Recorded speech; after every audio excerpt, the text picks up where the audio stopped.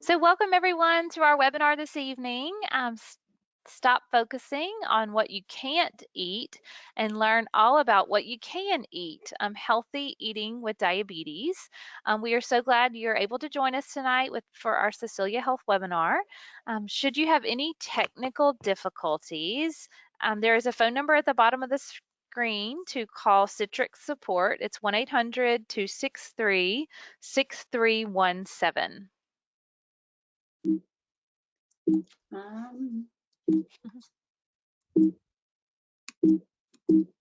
Let's see. mm, Is it frozen? yeah, It does that sometimes. Let's yeah. see. What would you suggest we do? Let's see. Can you Mhm. choose an arrow key or the space bar? Um, the space bar's not working either. What about a right click on something? Enter, right click. I'm so Hmm. sorry, everybody. Oh, There we oh, go. there we There go. we go. There we go. Thanks, Wendy. So our format includes a short presentation followed by an interactive discussion. If you have a question, use the question section of the webinar toolbar at any time. You will also have a chance to ask questions at the end. Okay, I'm right clicking. There we go. When you click that, there we go. That is, do it one more time. There. Okay. So just a disclaimer, this presentation is intended to provide general advice, general nutrition advice, and it represents the professional opinion of the Cecelia Health Certified Diabetes Care and Education Specialist. This information is not a substitute for medical advice provided by your physician.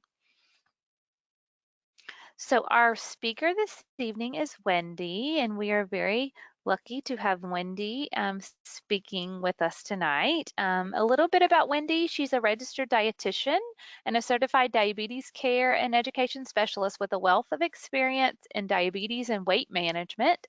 Wendy has been working with Cecelia Health for 3 years. She also works with her local hospital providing nutrition counseling, diabetes classes, and diabetes prevention classes.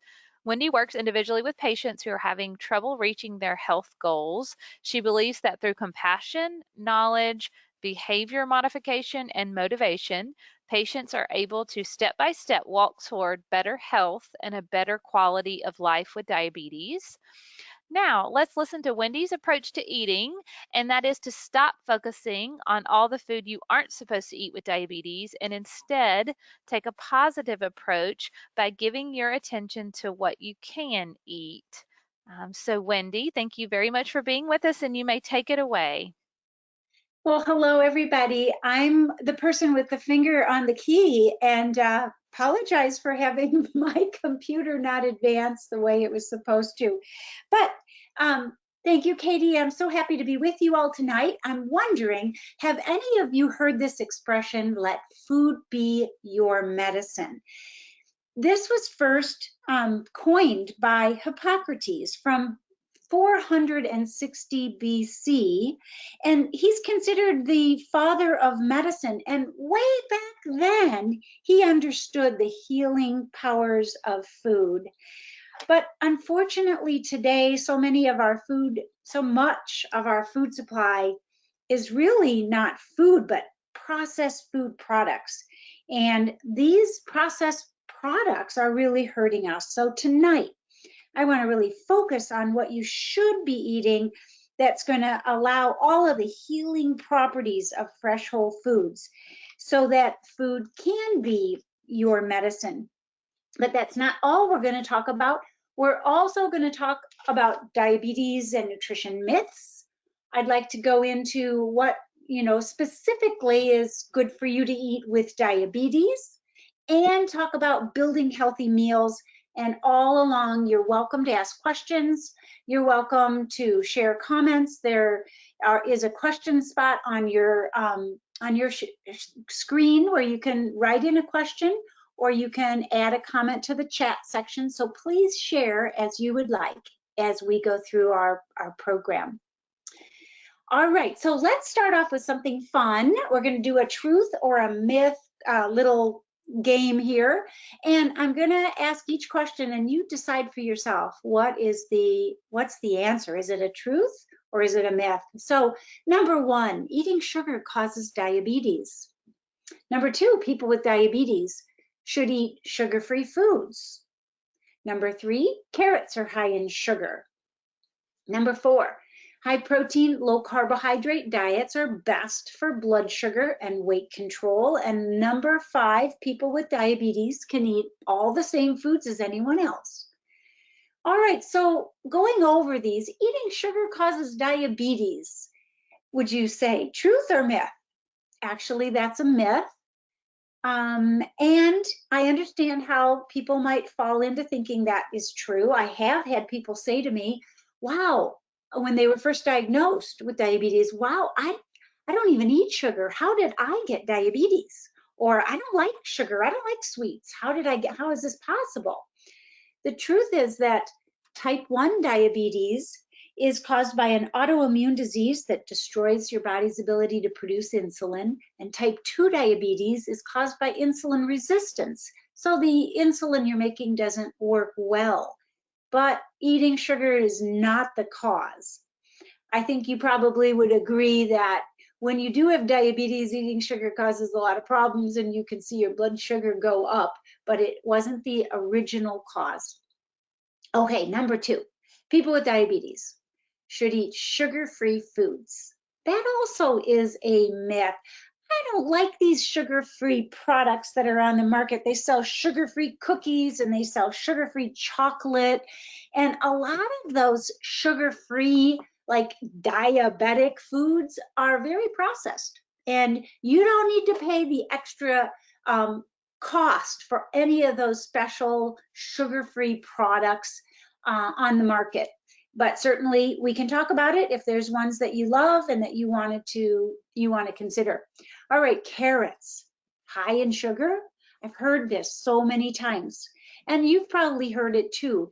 Now, carrots are probably one of the higher naturally occurring sugars sources of vegetables. Carrots run a little higher in carbohydrates than some of the other vegetables, but all of the sugar in carrots are naturally occurring. They're packaged in fiber and vitamins and minerals and antioxidants. So carrots are really good for you, and I wouldn't want you to be avoiding them because you had heard they're high in sugar. A half of a cup of carrots has about maybe 6-7 grams of carb. A half of a cup of rice has 20. So carrots are not really high carb. That is a myth. Okay, high protein, low carb diets are best for blood sugar and weight control. Not necessarily. If you want to follow a low carb diet, you certainly can. But there is not one particular meal plan that is the right plan for people with diabetes. What matters is that you work with your coach and that your coach helps you come up with a meal plan that's going to work for you, that you'll be comfortable with. And last but not least, people with diabetes can eat the same foods as anyone else. This is the only one that was true. You can eat the same foods as other people, as people without diabetes. In fact, everyone should be eating the way people with diabetes eat because it's a healthy way to eat. But you can eat just normal foods, healthy, normal foods like everybody else. Okay. Well, let's go on to our next topic, and I want to talk about some nutrition fundamentals, and that is discussing the nutrients. And there are 6 nutrients in total, and 3 of those nutrients provide calories. And this is going to be relevant when we look at the nutrition label. So the 3 nutrients that have calories are carbohydrates, proteins, and fats.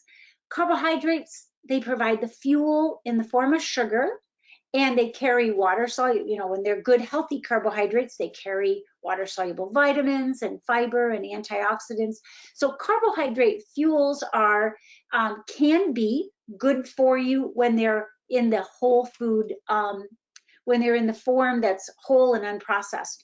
And I'm going to give you examples of that in just a second. Protein. Proteins are also contribute calories, 4 calories per gram, just like carbohydrates are 4 calories per gram. And protein is the building blocks of every cell in the human body. Protein you think of as the muscle in your body, but it's also in every other cell too. So proteins are essential for life, and we want to make sure you're getting adequate protein every day. The third nutrient that provides calories is fat. Fats provide 9 calories per gram, so more than twice as many calories in the same volume as carbs and proteins. That's why we think of fatty foods as being high in calories, but fat is a form of fuel, and it does healthy fats like nuts and seeds and avocados. They carry also vitamins and fat soluble vitamins and good fatty acids like omega-3s. So those are 3 of the fundamental nutrients. And examples of good carbohydrates for you are your vegetables. I want you to eat all the colors of the rainbow, from orange to red and deep green and yellow, all of them. Also whole fruits and beans. We also call them legumes. So that could be kidney beans, pinto beans, black beans, navy beans. So beans are very, very healthy. They're a source of whole carbohydrates and they're good for you. And then there's whole grains, oats, brown rice, and 100% whole grain bread products. So those are examples of your good carbohydrates. Your healthy and nutritious choices from protein include things like fish and poultry, lean beef and pork. Lean cuts of beef and pork are like tenderloin, sirloin, pork tenderloin, pork loin chops. These are good lean cuts. And of course, eggs are another source of protein. And fats, the best choices for fats are nuts, nut butters, peanut butter, almond butter, also seeds, sunflower seeds, pumpkin seeds, and your avocados. And then some of the healthy oils like canola oil and olive oil are good choices. All right.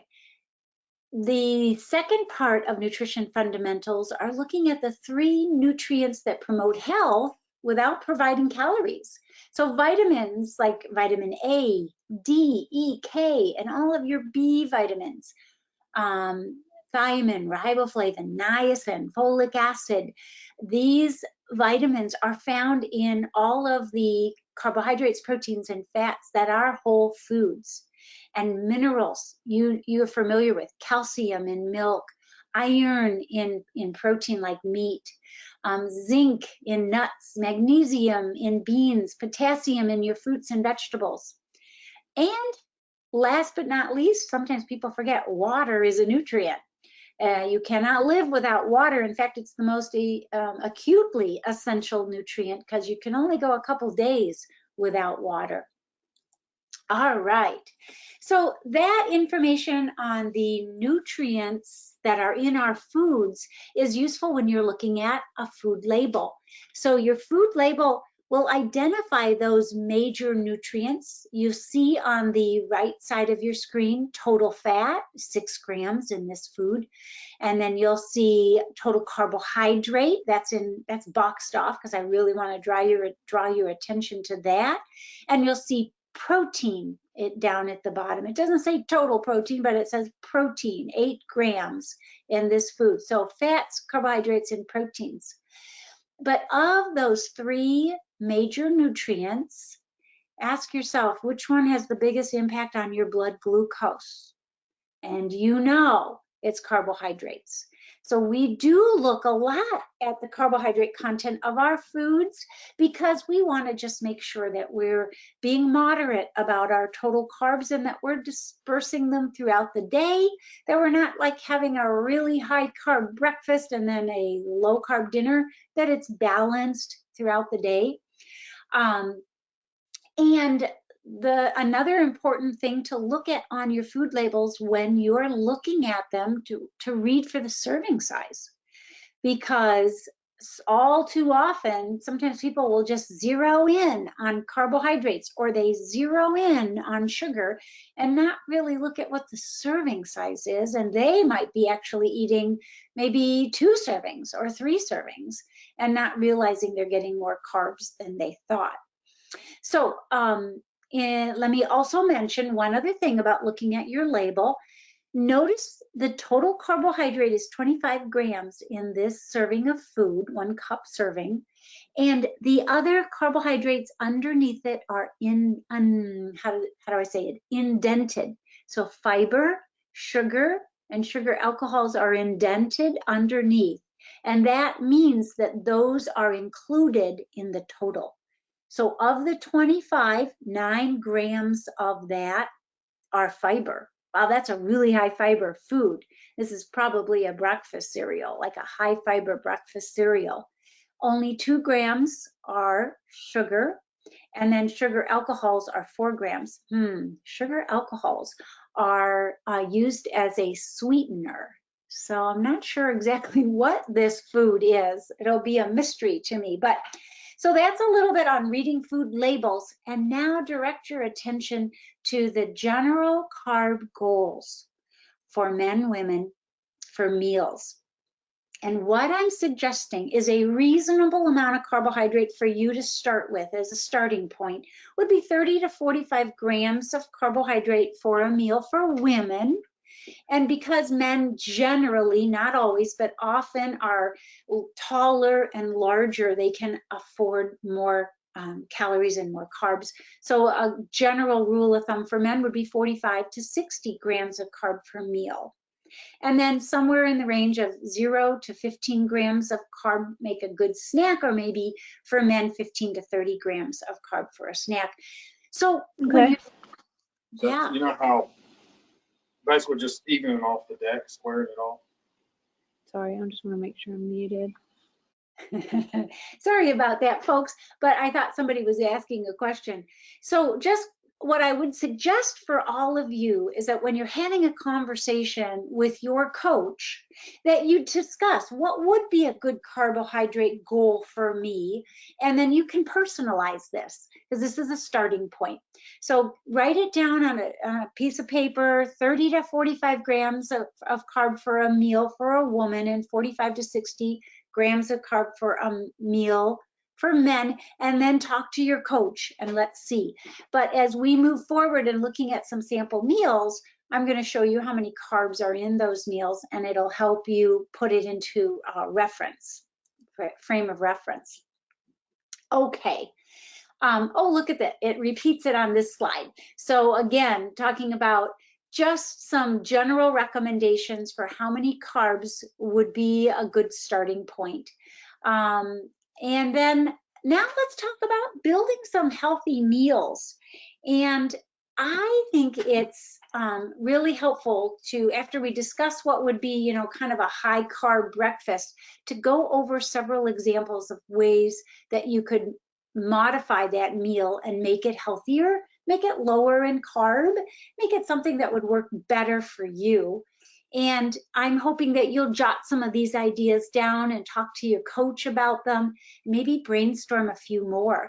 Because if I think about breakfast, generally there's 3 or 4 meals that I eat for breakfast on a regular basis, and I kind of repeat them. So if I can dial into those 3 or 4 basic breakfast meals and make sure they're well balanced and they're not too high in carbohydrates and that they're moderate, I can repeat them confidently and know that, you know, I'm making a good choice. So if we were to say a typical breakfast might be the large bowl of cereal, whole milk, a banana, a glass of juice. Think about each one of those foods is a carbohydrate source. So there's 90 grams of carbohydrate in that meal. And I would bet that 90 grams of carb for people with type 2 diabetes is going to really drive up your glucose fairly high. For people that are type 2 taking insulin, you might need to take extra insulin with that amount of carbohydrates. And people with type 1 are probably, you know, carb counting and dosing their mealtime insulin to match their carbohydrate intake. But that's a big, hefty dose of carbs. So how could I modify that a little bit to make that high carb breakfast better? So try this instead. Let's get a smaller bowl and pour a smaller portion of high fiber cereal instead of a large bowl. And just on the side, using smaller bowls can just help keep you from pouring a large bowl of cereal. It can be a nice tip. And then instead of whole milk, which is going to be higher in calories and higher in saturated fat, I would suggest you use a lower fat milk. You can use 1%, or you could use fat-free milk if you're accustomed to fat-free milk and you like it. I love fat-free milk. I'm used to it. I would never want whole milk. It tastes too thick to me, but a lower fat, like a 1% or a 2%, is certainly better than whole milk. And you could also try Greek yogurt on your cereal. It doesn't have to be milk. You could try a low-fat, plain Greek yogurt. So instead of a banana, which I love bananas, and they're very good for you, but a whole banana is often like 30 grams of carb. A half of a banana might be more like 15 grams of carb. A handful of blueberries could probably be, 5-10 grams of carb, depending on how many blueberries you use. So you can save carbs by switching to blueberries or strawberries. And that's 45 grams of carb. And if you're still hungry, since we've cut so many of the calories out of that first meal, you could add a hard-boiled egg and getting a little bit more protein to help fill you up. Maybe some of the men might need a little extra calories to feel satisfied at breakfast. So if you have any thoughts about that breakfast, put them in our chat and let me know if you're thinking about anything. So here's a few more breakfast ideas. Remember, I said I eat about 3 meals and I just rotate through them. And you can try to come up with 3 healthy meals for you as well for breakfast. Oatmeal. Old-fashioned oats are one of the best meals that you could eat. They're whole, unprocessed. If you read the nutrition label, there's no added salt, there's no added sugar. They are beautiful.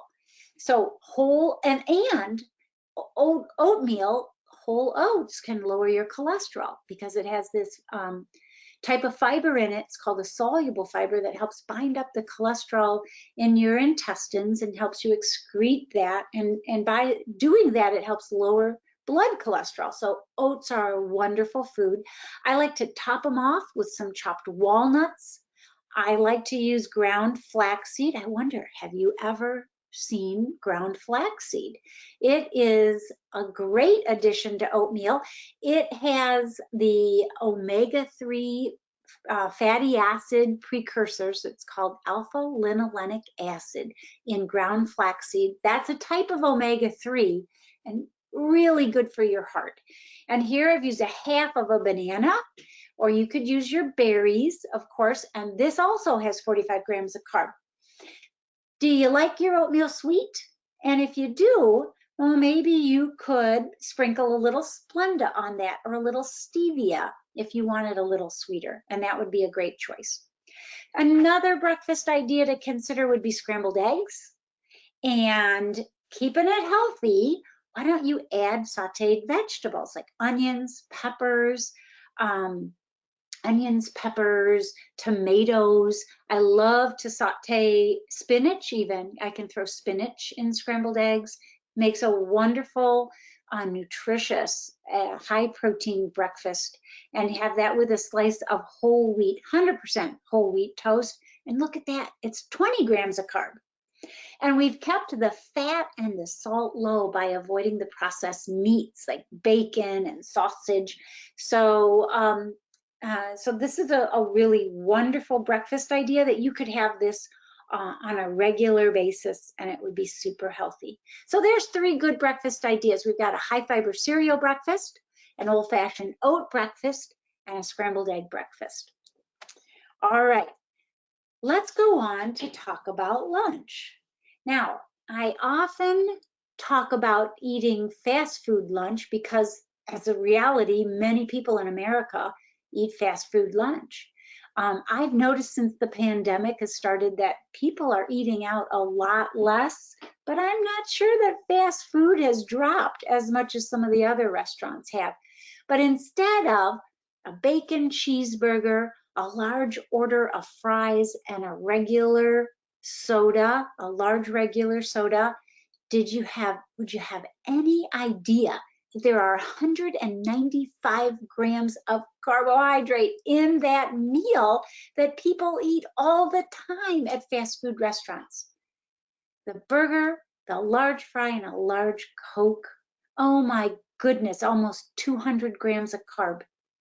So that is a heavy load of carbohydrates. And if you're testing your glucose, you're going to see after a meal like that, it's probably going to really go up. So let's modify that fast food meal. And, you know, it doesn't mean you can't go to a fast food restaurant. I'm going to have you first look at the bottom choice. Try this. It's still a good choice. You'd buy the small burger, you know, the regular hamburger, not the big one.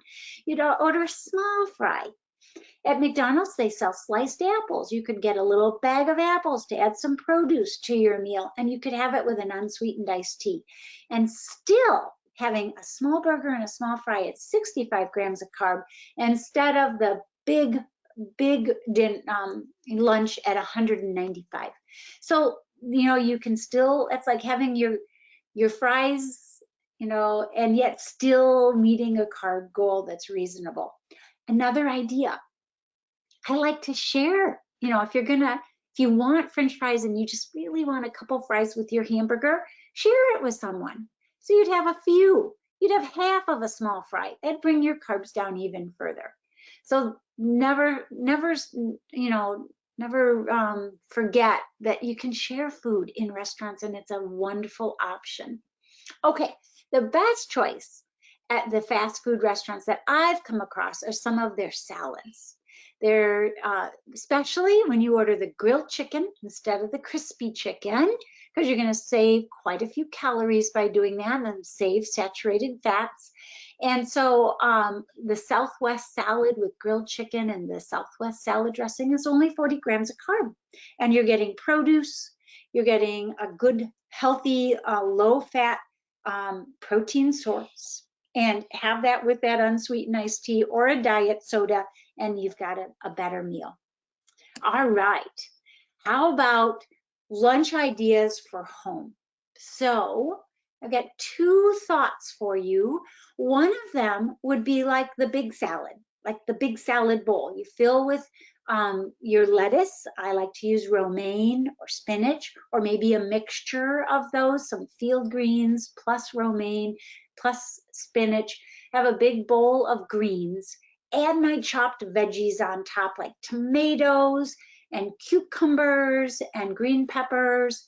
Add to make it even healthier, we can add a half of a cup of beans on our salad. That's your carb source. So that's your fruit and your strawberries and your beans are the carb source in this salad. So you're gonna get about 40 grams of carb. For a consistent carb diet of about 40 grams is moderate. It works for men and women.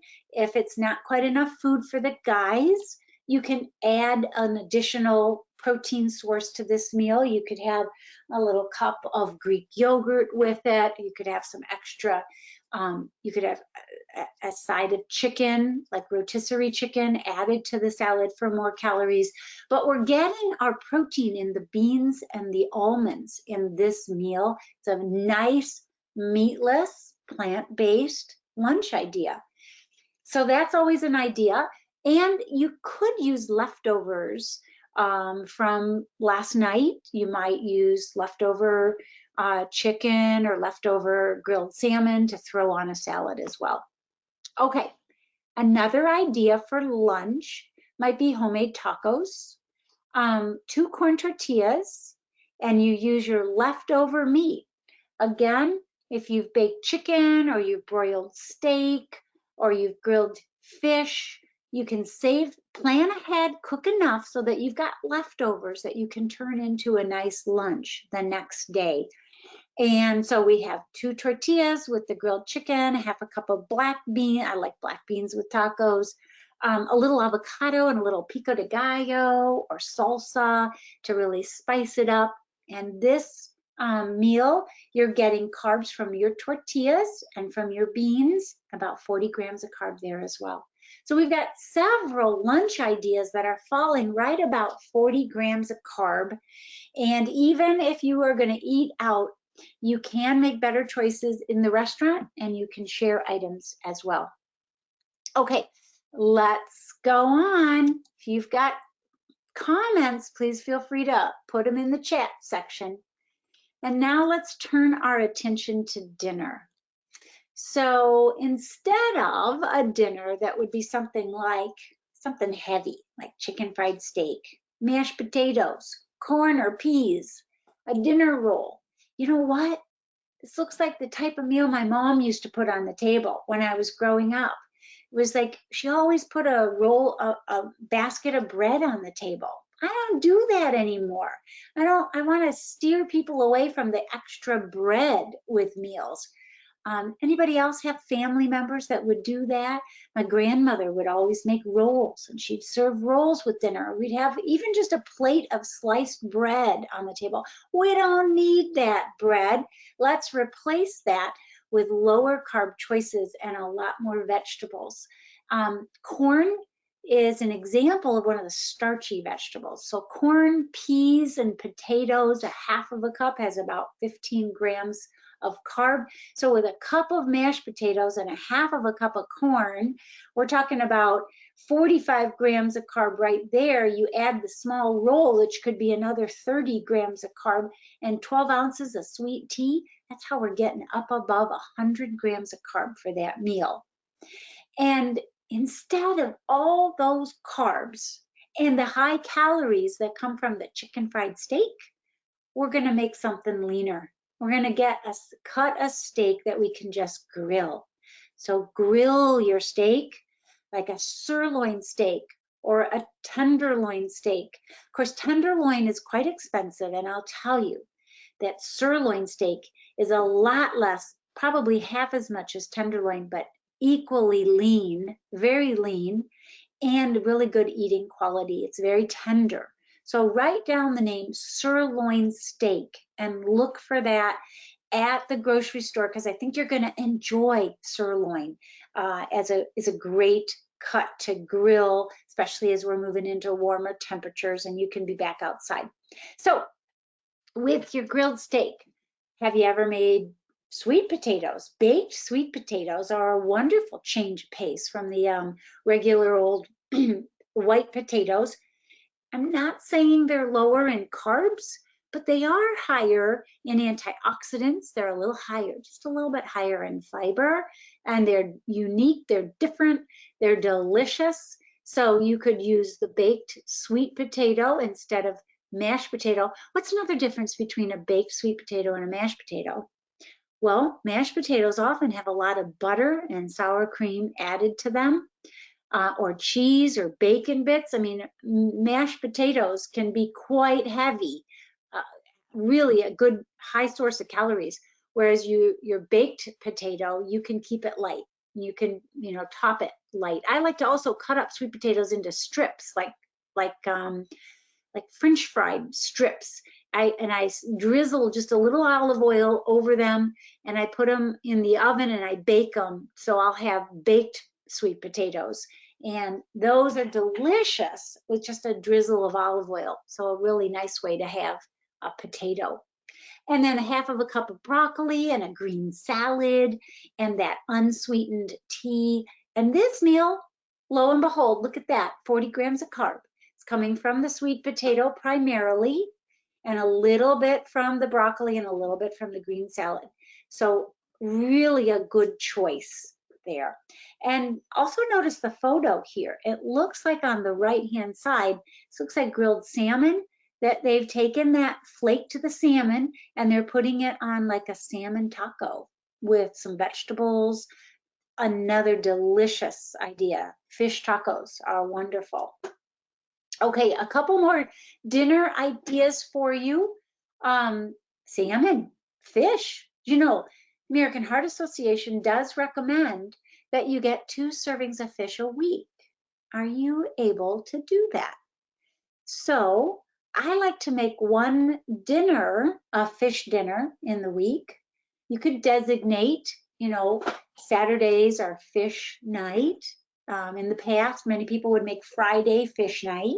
But pick a night of the week that you're going to serve fish so that at least you know you're getting fish once a week, and you could have planned leftovers for lunch the next day, or you could use some canned tuna or canned salmon for a lunch meal. So one day that you have lunch with fish and one dinner that you have with fish will give you that 2 servings of fish a week that you really need. It's a recommendation from the American Heart Association. It's been in our recommendations for years, and yet I find few people that follow that advice. So see what you can do. With our grilled salmon, we've got roasted winter vegetables and steamed spinach or some other greens. And, or you could have a big spinach salad with the roasted vegetables and the grilled salmon. So you might be wondering, what are roasted winter vegetables? So you can cut into chunks things like carrots, beets, parsnips, sweet potatoes, or yellow, regular white potatoes. But when you're roasting the potato, the sweet potato, with the carrots and the beets and the parsnips, you're diluting the carbs in the serving. So there's not quite as heavy of carbs when at least half of your roasted vegetables are beets and carrots. And so I cut them into chunks about, you know, a ½ inch to an inch in size. I throw all those cut up raw hard winter vegetables into a baggie, and I drizzle in some olive oil and crushed pepper and mix it up in the plastic bag, and then I dump it on, not dump, but I pour it on a baking sheet, put it in the oven at 350 to 400 degrees, and then I roast them. And at 400 degrees, it usually takes about 20 minutes for that to start to get tender, and you'll know when it's fork tender, it's ready. But that's your winter vegetables. I really love those. If you've never tried roasted beets and you don't like beets, you might really like roasted beets. They're delicious. So think about that. Put that on your grocery list to find beets and parsnips and carrots and potatoes in the produce section, and try roasted winter vegetables someday soon. Okay, 40 grams of carb, almost all coming from your roasted vegetables and a little bit from your vegetable, your greens. And then here's another idea, stir fry. Who doesn't like stir fry? It's quick, it cooks up really fast. If you're using just a little bit of oil, it's a low fat food preparation technique. You can stir fry chicken, or you could cut up pork tenderloin, or you could cut up sirloin steak, and you could stir fry any of those meats, but chicken is a wonderful stir fry dish. You can buy those chicken tenders and cut them up into little pieces, throw them in a very hot saute pan or a wok if you have one of those, and fry it up, stir fry the chicken, then dump the chicken off into another bowl, and then start to add in the vegetables like cabbage, celery, onions, mushrooms, any vegetables you have in your refrigerator. These are some of my favorites, red peppers, green beans. If you want to really make it seem more Asian, you could try some of the snow peas. You could throw in some grated ginger to give it a nice flavor. There's different types of cabbage that you can use can use your own creativity and put together whatever vegetables you and your family like. Another one I'm trying to remember is the bean sprouts. So those are some wonderful stir-fry vegetables to use. And then make brown rice instead of the white rice. Have you tried brown rice? Um, it's an acquired taste. I know people that are used to white rice have a hard time making the switch, but it is a great improvement on the nutritional value.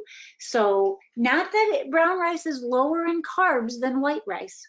It's really not. You're going to see any rice tend to drive up glucose pretty quickly, but brown rice has the bran and the germ attached, so it has more fiber and it has more essential nutrients like your B vitamins and whatnot. So keep in mind brown rice is a good choice. Look at those great dinners at just 40 to 45 grams of carb. All right, so as you're thinking about meal planning, I want you to remember the plate method for meal planning. And this is really designed, this tool that you're looking at is designed for people with diabetes because we've got half of the plate vegetables. And that is a wonderful balance for you that when you're getting 50% of the volume of your meal coming from vegetables and only a quarter of the plate from the starchy foods, it's really going to help you get those carbs down under 60 grams for the meal. And you're going to find that your glucose is just a lot more stable and leveled out. So this is the plate method. A quarter of your plate is lean meat. I think we're picturing raw chicken there for you to use in your stir fry. They're picturing a whole grain noodle, but other starchy vegetables would be your beans are a great whole food choice, brown rice, or your sweet potato. These are some of the examples we used in our great meals tonight. And half of your plate vegetables. So if you don't want half of your plate broccoli, have broccoli and a salad. Or have a spinach salad and some roasted winter vegetables like your beets and carrots so that you're getting more vegetables, but not all one kind. Nobody wants to eat a half of their plate of green beans. It sounds boring, but when you have a quarter of your plate green beans and you have a quarter of your plate a nice green salad, now that's appealing. And I encourage you to eat the salad first as a course when you're eating a meal, because putting all those vegetables in your stomach first has shown to help fill you up, and you're more likely to eat less of the other higher carb foods. And it also slows down gastric emptying, and you tend to have a lower peak after a meal. It sounds crazy, but I've seen the clinical research that suggests start your meal with a green salad and your vegetables. That's a better way to begin the meal, and certainly a better way than what happens in restaurants when they bring a big basket of bread to the table. All right, so there's some suggestions on planning, and I want to encourage you to plan some meals out for your family. Put some focus on planning meals. And once you put that effort there, you find that you can repeat the meals, and it becomes easier and easier as the time goes on, and you've built menus that work for your family and that everybody likes. So the bottom line is that when it comes to managing your diabetes, there's no foods that are off limits. We don't say you can't have something, but we encourage portion control. Think back on that fast food meal. Instead of the big burger and the large fries and the Coke, you can have the little burger and split fries with somebody else. So portion control makes all the difference in the world. And then most of your meals, choosing those healthy foods. Second bottom line, carbohydrates are not bad, but whole carbohydrates provide a whole lot more nutritional value than refined carbohydrates. Comparing the brown rice to the white rice, or 100% whole grain cereal like oatmeal to a refined carbohydrate like So I'm trying to think of a cereal. I'm thinking of like, what's that one? Oh shoot, all of a sudden I'm not thinking of that white hot cereal, cream of wheat. So oatmeal would be a whole lot better than the cream of wheat that's refined.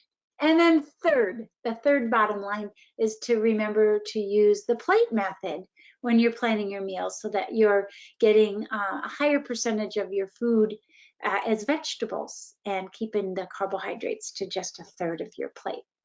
So those are some suggestions overall. And make sure that you talk with your Cecelia health coach to how to really apply this to your own specific requirements and your own specific carbohydrate needs. And your coach can give you suggestions on how to balance that out, and even more suggestions on exercise and on managing your medications with your diabetes. So that brings us to the end of my prepared comments, and just wondering if any of you have any questions that you might like to ask. Please feel free to write them in the sidebar, or you can write them in the chat section. Okay, I have one question. It's asking that I've mentioned fiber a lot. How much fiber should a person have? Well, the goal for dietary fiber is to have at least 25 grams of fiber a day. And, up to 35 would actually be also beneficial, especially if you're a guy and you're eating more total calories. But 25 grams of fiber is something to shoot for as a starting point. And when you think of your whole plant foods, a half cup serving of a whole plant food, like a half of a cup of carrots, a half of a cup of green beans, a half of a cup of oatmeal, half of a cup of fresh fruit. Generally, there's about 2 grams of fiber per half cup serving. So it takes quite a few plant foods to get you up to 25 grams. If you had 8 servings of fruits and vegetables a day, that would be 8 servings times 2, that's 16 grams of fiber. If you included beans in your diet, I can tell you beans are the highest naturally occurring source of fiber in the food supply. So a half of a cup of beans could have as much as 6 grams of fiber.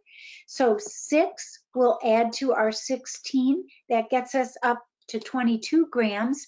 And then if you included maybe 2 or 3 servings of whole grains, one might be from a cereal, like a half of a cup of oatmeal has about 4 grams of fiber.